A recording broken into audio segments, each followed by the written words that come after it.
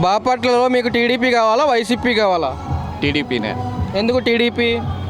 YCP ఏం మంచి చేశారు, ఏమీ చేయలేదా? కొన్నిటికి మంచి చేశారు, కొన్నిటికి చెడు అయినాయి. ఉన్నవాడికి మంచి జరిగింది, లేనివాడికి మంచి జరగల. మెయిన్ అది. మరి ఇక్కడ చూసుకుంటే టీడీపీ నుంచి వేగేశ్వర నరేంద్ర వర్మ, అలాగే వైసీపీ నుంచి కోన రఘుపతి పోటీ చేస్తున్నారు. ఇద్దరు ఎవరు గెలుస్తారు ఇక్కడ? మాకు కంపల్సరీ నరేంద్ర వర్మ అన్నే.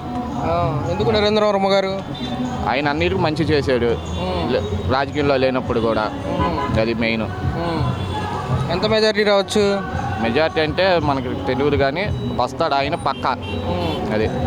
కోన రఘుపతి ఏం చేయలేదా బాపట్లలో? మాకంటే ఏమి లేదు, చేయలా. అది మెయిన్ వచ్చింది ఏంటంటే లేనోడికి అన్నం పెట్టాడు 10 మందికి. వర్మ అన్నది ఒకటి మెయిన్ ఉన్నది.